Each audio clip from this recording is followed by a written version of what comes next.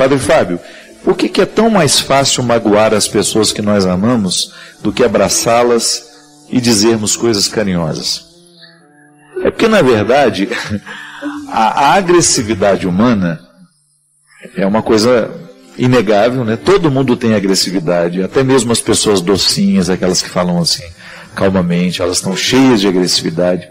Algumas controlam mais, outras controlam menos.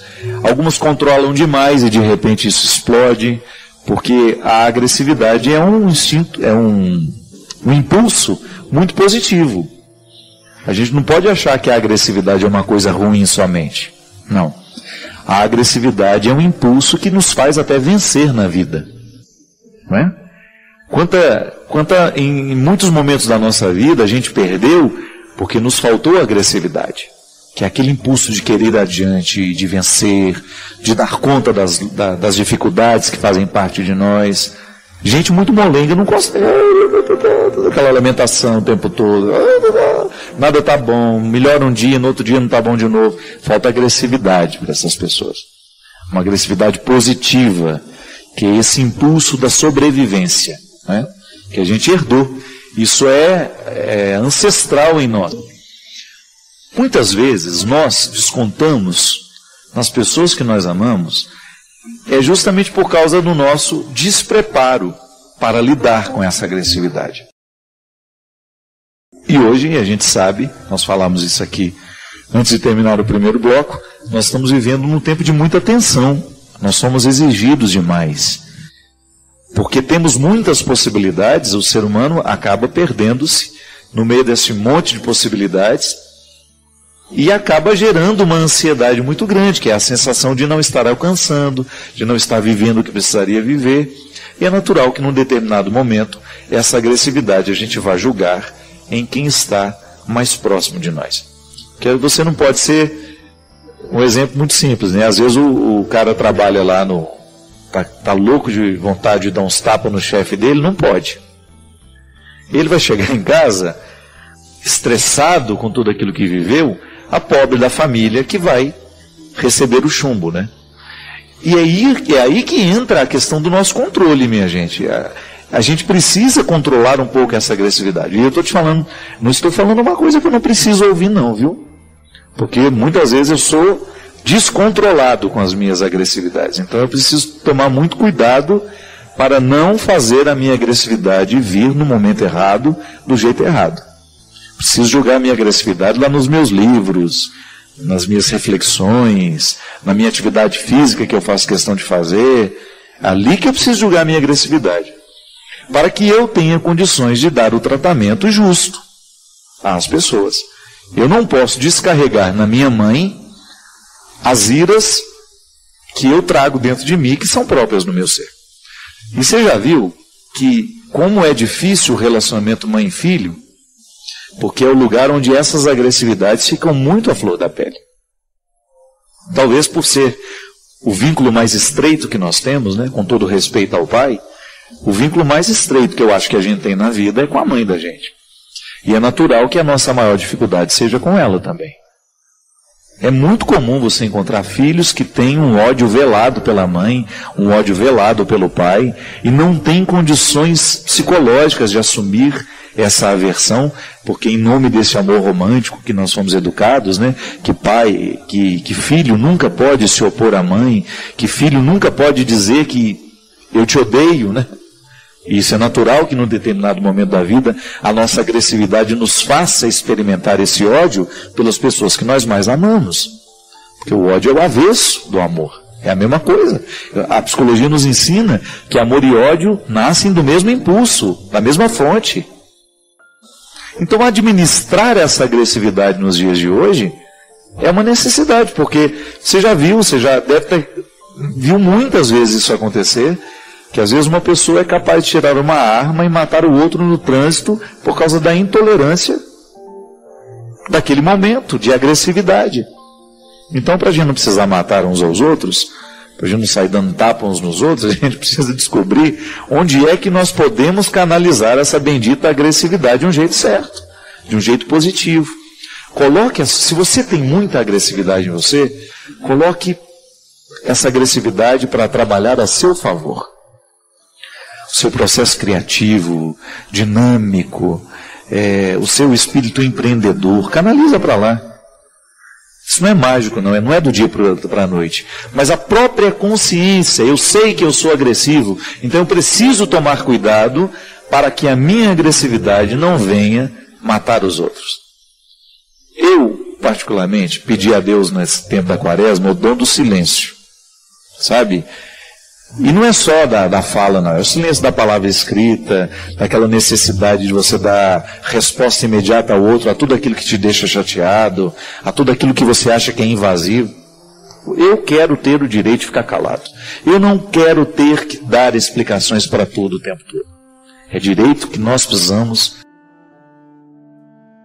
preservar. Né? Dentro de casa, às vezes, é assim. Às vezes no relacionamento, né? Quantas vezes você é cobrado pelo outro, você tem o direito de ficar calado, você tem o direito de fazer o seu silêncio. E o outro tem que entender que o seu silêncio, talvez seja um momento em que você está se cuidando, para não dizer o que você não gostaria de dizer. Então o controle dessa agressividade nos dias de hoje, ele precisa passar por essa experiência de vida interior, como nós falamos aqui no bloco anterior.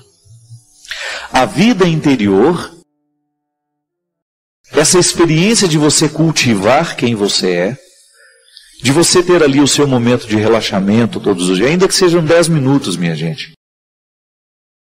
Eu particularmente acho que deve ser muito difícil viver numa casa muito cheia de gente, onde você não tem o direito do seu silêncio pessoal.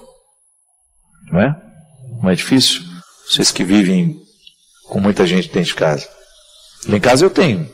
Tem as pessoas que trabalham comigo, tem os meus amigos que frequentam a minha casa, as pessoas da minha intimidade, a minha família, né? Mas eu sou muito preservado. Na hora que eu quero o meu silêncio, eu não faço nem questão de ser educado. Olha, gente, eu estou indo, me retiro, porque eu careço dessa vida espiritual, dessa vida interior. Porque senão eu fico pior do que eu já sou. E eu não quero. Eu não quero ser pior do que eu sou. Eu não quero piorar. Eu não quero avançar para trás. Eu quero avançar para frente. Então eu quero descobrir tudo aquilo que no meu comportamento, que nas minhas escolhas, venham favorecer o meu avanço. A mesma coisa você precisa fazer. É direito seu. Ah, padre, mas aqui em casa é difícil. Crie o seu espaço. Crie a sua rotina. Né? Descubra no dia a dia uma maneira de você ter esse cultivo de vida interior. Tem gente que é lendo o Evangelho do Dia. Eu acho o Evangelho do Dia uma excelente forma de você criar vida interior. Porque quando você se obriga a fazer a leitura do Evangelho do Dia, que você tem a liturgia diária, você pode acompanhar até pela Bíblia, ano A, ano B, ano C, você lê o Evangelho do Dia, você fica em comunhão com a palavra de Jesus e ao mesmo tempo cria ali os seus 10, 15 minutos. Você faz a leitura do Evangelho e faz a sua reflexão, o seu momento de silêncio, que vai ajudar muito no controle dessa agressividade.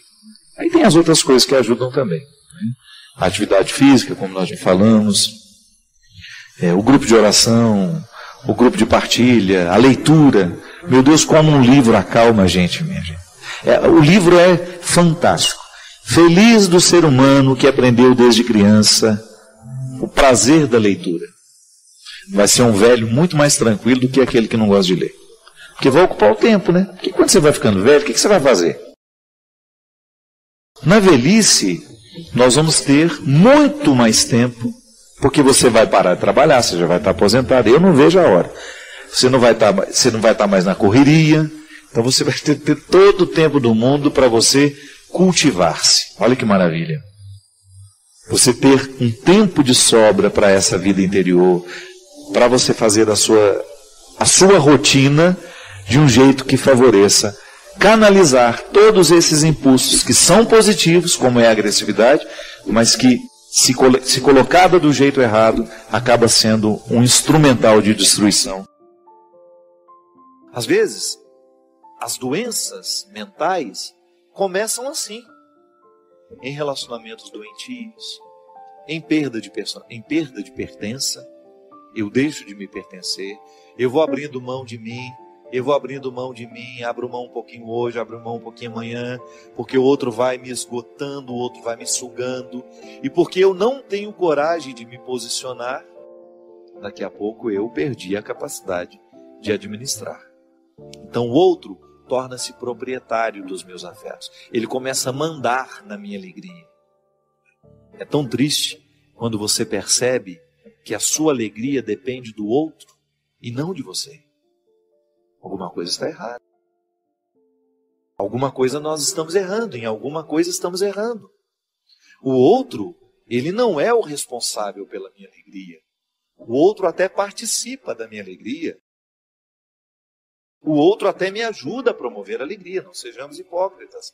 Uma palavra ruim que vem do outro lado me machuca, uma palavra motivadora do outro me ajuda também a ficar mais feliz. Mas o primeiro espaço onde essa alegria precisa ser cultivada é em mim. É quando eu me ocupo de mim, quando eu gasto um tempo comigo, nos meus projetos, no meu empenho. Quando existe uma dependência, um sequestro de subjetividade, a pessoa tem dificuldade de cuidar da própria vida. Você conhece, ou talvez até já tenha experimentado isso em você. Quando você vive um relacionamento que você fica o tempo todo procurando onde está o outro, o que ele está fazendo, com o que ele foi, aonde que ele está. E você deveria estar cuidando da sua vida. Esses relacionamentos que às vezes são doentes, eles causam um prejuízo tão grande, gente, porque às vezes uma pessoa vive um relacionamento assim, 4, 5 anos. Eu conheço namoros, experiências de namoros em que a neurose é tanta que a menina, o rapaz, eles ficam o tempo todo se monitorando. 30, 40, 50 mensagens por dia, porque tem de dar satisfação aonde está, com quem está, o que fez. E quando volta, quando o encontro deveria ser para partilhar o dia, para ficar felizes porque estão juntos, é para lavar a roupa suja, por que você não avisou, por que você foi lá, por que você não me falou. Então, o encontro que deveria ser para ser agradável, para construir aquilo que no futuro pode ser até um casamento, torna-se o espaço do cultivo das neuroses. Não pode ser assim. Se você percebe que você está preocupado demais com a vida do seu parceiro e esquecido da sua vida, alguma coisa está errada. Você precisa ter primeiramente a consciência de que a sua primeira responsabilidade não é o outro, é você mesmo. Porque você só pode cuidar do outro depois de ter cuidado de si. Um relacionamento que começa no outro não dá, isso é doente. Ah, padre, mas isso é um egoísmo? Não é não. Isso é o passo certo do relacionamento.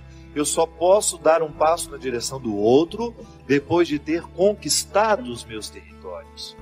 A verdadeira caridade só existe quando eu sou livre para amar, quando eu sou livre para doar. Eu não estou agindo por uma necessidade. Porque às vezes até a nossa caridade não é por amor, não é porque a gente quer aparecer. Às vezes a nossa caridade está em torno do nosso espírito pavão. Eu preciso que o outro me veja, eu preciso que o outro me note, então eu faço caridade, eu faço isso, faço aquilo, mas aquilo é tudo vazio dentro de mim, não me preenche, não me faz feliz.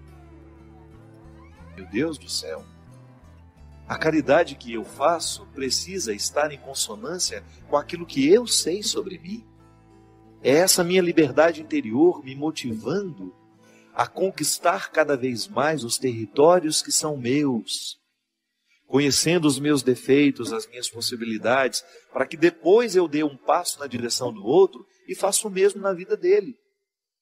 Ao invés de ser um sequestrador, eu quero ser um libertador. Eu não quero estabelecer relacionamentos de amizade em que eu faça um papel de sequestrado ou de sequestrador. Só tem sentido a gente estabelecer relacionamentos se for para a gente ajudar o outro a fazer a conquista dessa liberdade interior. É aquilo que a gente fala, né? A gente precisa de ter amigos que nos façam amigos de Jesus. Aprendi com a minha amiga Marina Patrus, lá em Belo Horizonte. Uma frase simples. É verdade. Eu preciso ter vínculos com pessoas que vão me motivar a viver essa liberdade interior. Ah, se quiser me perder, é começar a colocar uma amarrinha aqui no meu pé. Saio fora, vou longe, vou embora. Sabe por quê? Eu levei muito tempo para compreender o processo da liberdade. Você acha que eu vou dar passos para trás, na direção contrária da liberdade que Deus quer para mim? Não posso, eu não posso permitir isso. Sabe por quê? Eu estou pecando contra a minha conversão. Qual é a minha conversão? Qual é o processo que Deus quer realizar em mim? É me fazer ser livre. Se eu aceito viver um relacionamento que me aprisiona, que me poda das minhas possibilidades, que me priva de chegar ao que Deus quer de mim, esse relacionamento é diabólico. Ainda que ele pareça santinho, ainda que ele pareça bonitinho. Mãe pode fazer isso com a gente. Você quer um amor mais sagrado que de mãe? E mãe, se não cuida, sequestra sim a subjetividade do filho. Quando ela impõe a ele que ela quer que ele faça isso, que ele faça aquilo. Quando ela não é capaz de compreender o outro como alguém totalmente outro. O meu filho não é uma extensão dos meus desejos. Isso é muito cruel. Eu fazer do meu filho a extensão dos meus desejos. Ah, então eu não fui pianista, o meu filho vai ser. Mesmo que ele não tenha vocação para isso, o pobre do menino vai ficar lá dia e noite em cima de um piano, aprendendo um instrumento que ele não gosta, porque a mãe quer que ele aprenda. Não. O amor é, antes de tudo, a investigação das possibilidades que o outro tem. Aí eu entro ali para promover. Se eu posso entrar na sua vida para lhe ajudar a alcançar a sua melhor parte, eu sou bem-vindo. Agora, se eu entrar na sua vida para lhe privar de chegar na sua melhor parte, eu não faço nenhuma diferença. Eu posso perfeitamente ficar de fora. Se for para estabelecer um vínculo de amizade, de namoro, de casamento, que seja com alguém que esteja interessado com a sua libertação. Porque senão, cuidado, esse amor pode ser um cativeiro. Olha, eu vou te falar uma coisa. Se você não leu esse livro, por gentileza, permita-se. Algumas pessoas acham que o livro é um pouquinho complicado nas primeiras páginas. Não é não. Muitas vezes a gente precisa vencer a preguiça. Se você tiver a oportunidade de ler esse livro, leia. Porque é impressionante como a leitura desse livro desperta em nós a consciência de que nós vivemos amarras. Volto a dizer. Às vezes nós não estamos percebendo que estamos amarrados. É porque a gente acostumou com o cativeiro. No sequestro é assim. Chega um momento, depois de muito tempo de sequestro, a gente começa até a ficar amigo do sequestrador. O sequestro do corpo é assim. Você já observou? Já ouviu o testemunho de quem foi sequestrado? Depois de um tempo de sequestro, fica amigo do sequestrador, por uma questão de sobrevivência. Às vezes nós estamos assim dentro de casa, marido e mulher, mãe e filho, amigos, um bando de gente sequestrada que é incapaz de provocar, de dar um grito de alforria e falar, olha, chega, eu não quero viver essa escravidão. Se for para permanecer ao meu lado, se é para estar aqui ao meu lado, que seja para me ajudar a fazer o que Deus quer fazer em mim. Por favor, não venha ser um empecilho para a ação de Deus na minha vida. Isso, minha gente, é uma palavra que pode parecer dura e é necessária nos nossos dias. Precisamos ter coragem de delimitar um território e falar, olha, aqui, se quiser entrar, tira as sandálias dos pés, que meu coração é um solo sagrado.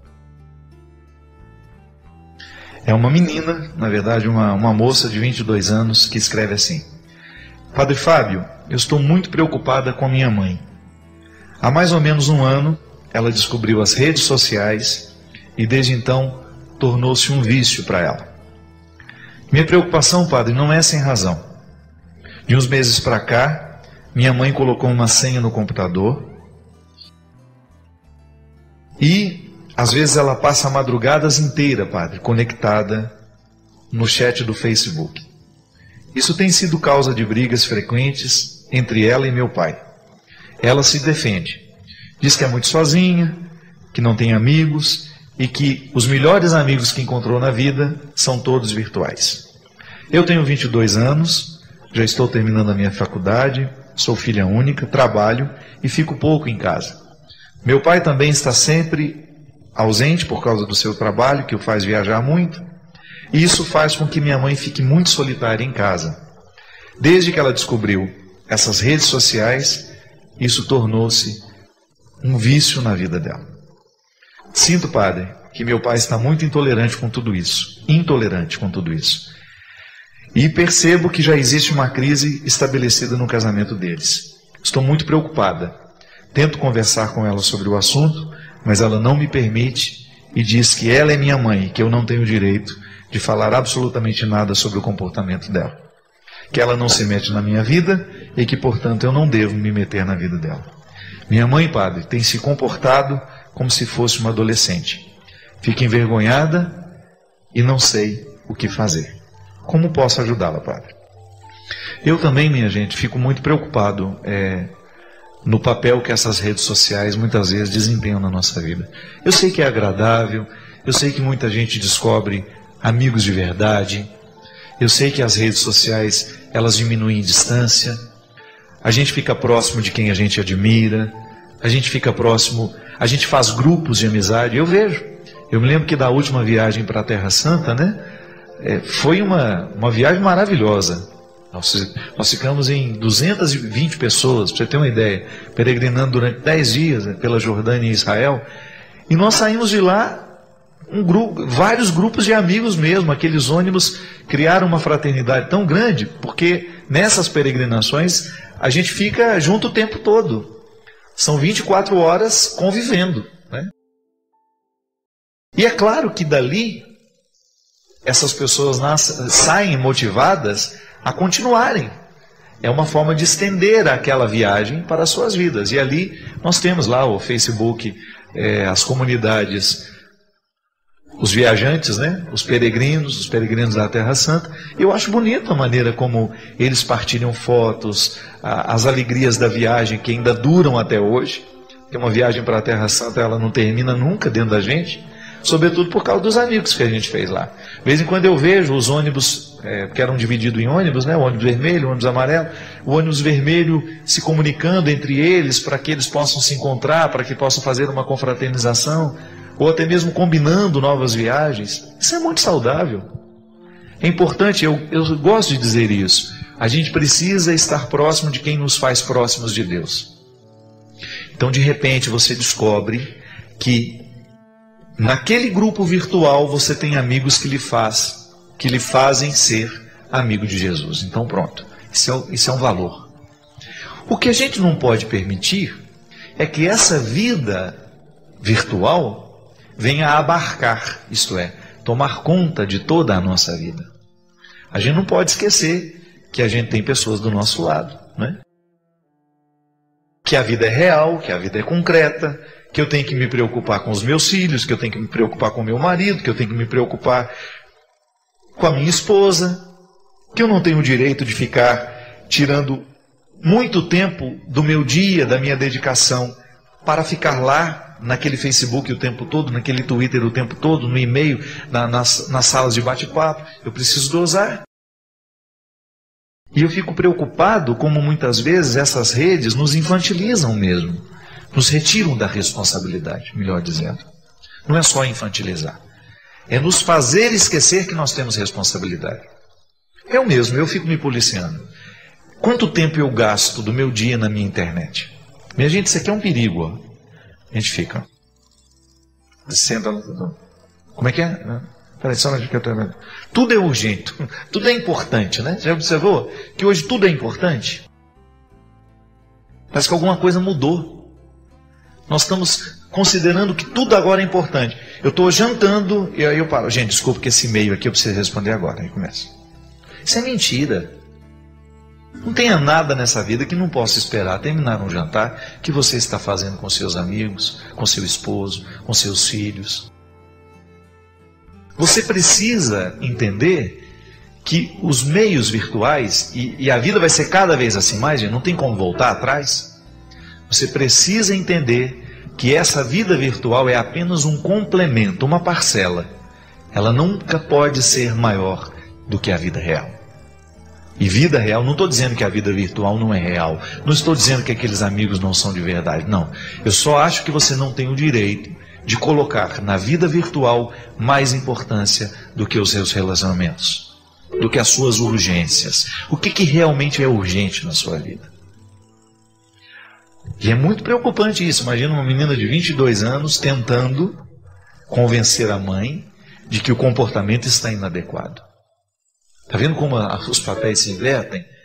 Porque hoje é muito comum que a gente encontre pessoas realmente esquecendo da maturidade que já alcançou na vida e regredindo. Porque isso é muito perigoso. Isso pode regredir. Esses relacionamentos virtuais, quando não bem administrados, eles podem fazer abrir porteiras na sua vida que depois você não sabe fechar mais. Minha gente, quanto casamento está sendo terminado, está sendo minado por causa dessas benditas redes sociais, mal utilizadas. Mulheres que se envolvem afetivamente com outros homens. Porque, claro, do outro lado do computador, todo mundo é lindo, é maravilhoso, todo mundo é compreensivo, todo mundo é amigo, todo mundo é solidário. E a gente sabe que às vezes você está lá vivendo uma dificuldade com seu marido não é tão perfeito assim como você gostaria que ele fosse, e de repente você tem um amigo ali de Face, de Twitter, sei lá de quê, que começa a dizer coisas bonitas para você, coisas que seu marido não sabe dizer, ou começa a lhe tratar de um jeito que seu marido não trata, e você vai caindo nessa ilusão, e você vai permitindo que essa ilusão vai crescendo dentro de você, e de repente você está se distanciando do que você realmente ama, de quem realmente lhe ama, para alimentar um contexto de ilusões que pode ser absolutamente destrutivo para você. Muito cuidado onde você gasta o seu tempo, com quem você gasta o seu tempo e onde você se ampara afetivamente. Volto a dizer, as redes sociais bem administradas, bem articuladas, elas nos ajudam a criar vínculos positivos, mas elas precisam ser muito bem administradas, porque senão a gente pode se exceder e a gente pode esquecer quem nós somos e como devemos nos comportar. Perigo, viu? Muito perigoso mesmo. Padre Fábio, aos 19 anos conheci meu esposo. Primeiro e único namorado, nos casamos e tivemos vários filhos maravilhosos. 3 filhos maravilhosos: Nelsinho, Daniel e Walter. Daniel, portador de autismo, aos 2 anos e 8 meses descobrimos e demos início a uma maratona de pesquisas e acompanhamentos médicos para ver o que poderíamos fazer para ajudá-lo. Nelsinho, mais comunicativo, aparentemente o que estava sempre de bem com a vida, resolveu cursar psicologia, dizendo que o objetivo seria ajudar de uma forma mais direta o seu irmão, uma vez que ele sabia que na falta da minha falta e na falta do pai, ele seria o responsável pelo Daniel e possivelmente gostaria de encontrar uma cura para os problemas do irmão. No entanto, no início do 7º período do curso, ele desenvolveu uma depressão e quando fomos fazer terapias para ajudá-lo, também descobrimos que ele era portador de transtorno bipolar do humor. Tentou suicídio por 3 vezes. Nesse meio tempo, nosso 3º filho, Walter, teve síndrome do pânico. Em 22 de abril de 2006, Daniel nos deixou. Fez uma parada cardíaca e foi para o céu quando tinha 22 anos. Nelsinho, por sua vez, com a morte do irmão, desistiu do curso de psicologia, estava no 8º período, dizendo que o curso não tinha mais sentido para ele. Retornou para casa para tentar um outro curso, se interessou por veterinária e ficou fazendo um cursinho para prestar vestibular. Ao convite do pai, Nelsinho decidiu fazer o EJC, que é o Encontro de Jovens com Cristo. No final de novembro, teve uma outra crise de depressão, nos comunicou e foi participar do encontro só nos dias 2 e 3. No dia 2 teve outra crise, tentou sair do encontro e quando fomos comunicados, eu e meu esposo fomos correndo para a sala onde tínhamos instalado vigília e o entregamos a Deus. Ele teve um lindo reencontro com o Senhor no dia seguinte, estava muito feliz. Fez uma confissão abertamente, pediu perdão pelas vezes que atentou contra a vida, Tudo isso em público, durante a missa. Foi o primeiro a comungar. O recepcionamos com muita alegria e esperança, mas na madrugada do dia 4, ele se suicidou. Enforcou-se na frente de casa e estava com 24 anos. Faziam 7 meses da partida do meu outro filho, Daniel.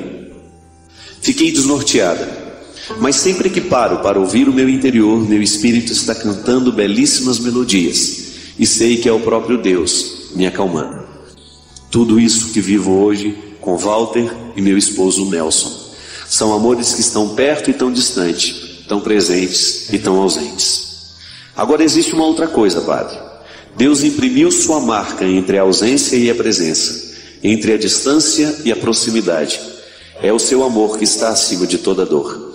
Quando nos deixamos guiar por Ele, Ele coloca sua mão entre a dor e o desespero e não deixa que nós percamos a razão. Tudo passa, até o que pensamos que não passa. Só não passa o amor de Deus. A gente sabe o quanto que é desafiador neste momento de dificuldade a gente encontrar um sentido para a vida. A gente sabe o quanto que é desafiador para o ser humano ele encontrar um motivo para prosseguir, mesmo no momento que parece que nem existe estrada. Quanta tragédia, quanta coisa ruim acontecendo ao mesmo tempo. E acaba você também se recordando daquilo que num determinado momento da sua vida você passou e que parecia que não tinha solução mesmo. Quantas vezes na nossa vida nós nos esbarramos em situações que parece que retiram todas as possibilidades das nossas mãos. É interessante que quando essas realidades crescem dentro de nós, a primeira tentação que nós temos é a de desistir. É aquela sensação de que nós não temos forças suficiente para a gente poder continuar de pé. E é nessa hora que justamente o absolutamente contrário acontece. Sobretudo nas pessoas que conseguem, sobretudo na vida daquelas pessoas que conseguem entregar isso nas mãos de Deus. Que não é apenas um deixo lá e esqueço. Não, entregar nas mãos de Deus é a gente aceitar o silêncio da situação. Entregar nas mãos de Deus é a gente reconhecer que hoje, humanamente, nós não temos como explicar o acontecido. E que um jeito que nós temos de sobreviver a tudo isso é então a gente descansando em Deus. É muito desafiador mesmo a gente ser capaz, a gente ter que viver a presença na ausência. Como é que nós podemos fazer o outro ressuscitar? A gente, no momento em que o outro vai embora da nossa vida, a maior indignação que nós temos é essa. Como é que uma pessoa que está tão viva dentro de mim vai ser sepultada agora? Você sepulta o corpo. E aí depois que sepulta o corpo, você começa a descobrir o que desse corpo está sendo ressuscitado em você. O que pertencia àquele corpo, mas que extrapolava a experiência de ser material. Não é um braço que você ressuscita, não é uma mão que você ressuscita, uma boca, não. Mas é alguma coisa daquela boca que sorria, daquele braço que agia, que ficou dentro de você. É interessante isso. O outro com seu poder de presença, o corpo do outro. A sua experiência com o outro foi uma experiência física, mas foi também uma experiência que extrapolou a realidade física. Ressurreição é isso. O bonito da gente entender a ressurreição de Jesus é que antes de ser a experiência de um sepulcro vazio, de um corpo que não está mais lá, de um corpo que estava vivo, morto e que agora está ressurreto, a experiência que os discípulos fazem é a experiência de perceber o que do Cristo estava vivo dentro deles. E essa é a experiência de ressurreição que nós precisamos aprender a fazer. Por exemplo, a experiência de perder 2 filhos. De alguma forma esses filhos estão dentro de você. Não tem como você dizer que esse filho não está em você. Não tem como você negar. Não tem como você dizer que esses meninos morreram totalmente. Não. Estão na experiência daquilo que você viveu com eles, nas noites em que você cuidava, nas noites que você acordava para ir lá, ver as necessidades dele quando eram crianças, e tudo aquilo que você ensinou como mãe, e de alguma forma hoje estão aí registrados todas essas informações, fazendo a experiência da ausência ser de alguma forma a presença. Não está fisicamente mais no meio de nós, mas a gente pode percebê-lo em você. Cada vez que você fala da sua dor, de alguma forma você ressuscita, você faz justiça, à morte, a essas partidas tão inesperadas de 2 filhos que foram embora tão jovens. É um desafio, minha filha, e a gente agradece muito a Deus por você ter aceitado esse desafio. A gente agradece muito a Deus a oportunidade que você teve, ou melhor, que você viveu para poder todas essas realidades que você experimenta, mas ao mesmo tempo com tanta luta, com tanta força. Sua opinião é importante para nós. Comente abaixo. Inscreva-se para mais conteúdo enriquecedor e ajude-nos a espalhar essas mensagens positivas compartilhando este vídeo.